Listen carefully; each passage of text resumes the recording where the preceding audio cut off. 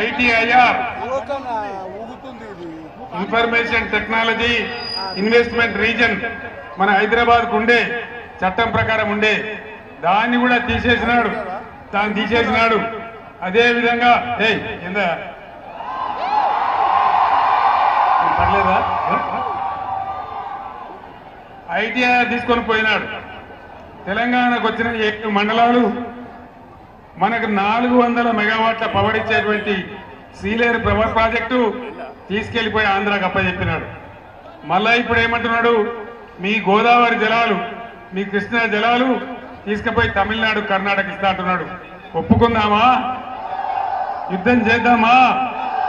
యుద్ధం చేయాలంటే మన కృష్ణాకి మన గోదావరి మనకే దక్కాలంటే మరి లక్ష్మణ లాంటి వీరులు గెలిస్తేనే పార్లమెంట్ లో రేపు గొంతు పట్టుకుంటారు. ఇంకో పార్టీ కాంగ్రెస్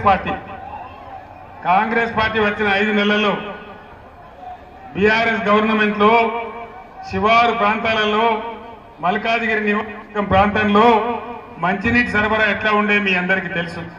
పుష్కలంగా నీళ్లు తెచ్చి ఇచ్చినాం, కొత్త పైప్ లైన్లు వేసినాం, కొత్త ట్యాంకులు కట్టినాం. కృష్ణారావు గారు కానీ, వివేక్ గౌడ్ గారు కానీ, మల్లారెడ్డి గారు కానీ, అటు మల్కాజిగిరిలో కావచ్చు, షేర్లింగంపల్లి కావచ్చు, కూకట్పల్లి కావచ్చు, కుత్బుల్లాపూర్ కావచ్చు, బ్రహ్మాండమైన నీళ్ల సరఫరా జరిగింది. మరి ఇలా మళ్ళా నీళ్ల ట్యాంకులు కొనుక్కునే పరిస్థితి ఎందుకు వస్తా ఉంది? ఎందుకు నీళ్లు తక్కువైపోయినాయి? ఎందుకు భూముల ధరలు పడిపోయినాయి?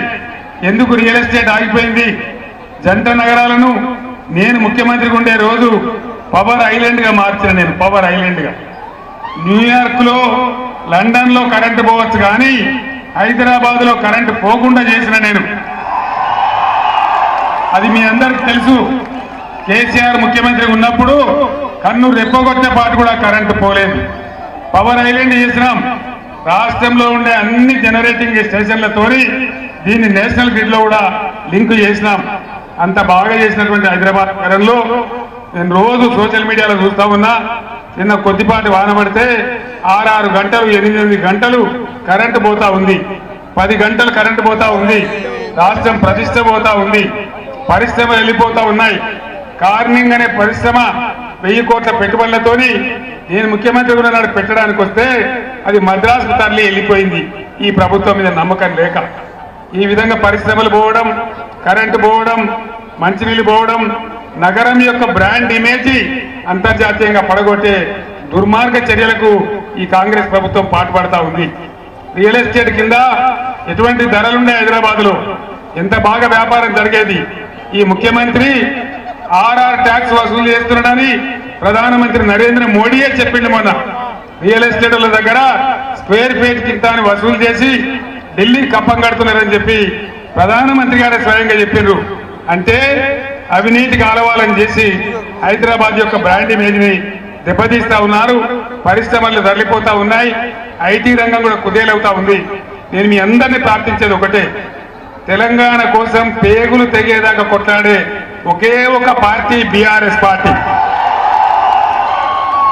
రేపు పార్లమెంట్ లో మనోళ్ళు డజన్ మంది ఉంటేనే ఖచ్చితంగా తెలంగాణ హక్కులు కాపాడతారు, తెలంగాణకు నిధులు తెస్తారు. కాబట్టి రాగిడి లక్ష్మారెడ్డి గారిని మీరు గెలిపించాలని కోరుతా ఉన్నా. యాక్చువల్ ఫ్యాక్ట్ మీకు నేను చెప్తా ఉన్నా, ఇక్కడ ఎట్లా ఉన్నారు, టైగర్ లాంటి ఎమ్మెల్యేలు ఉన్నారు. కుత్బుల్లాపూర్ లో 85,000తో గెలిచినటువంటి వివేక్ గౌడ్ ఉన్నారు. కూకట్పల్లి ఎంత గెలిచారు? మన 70,000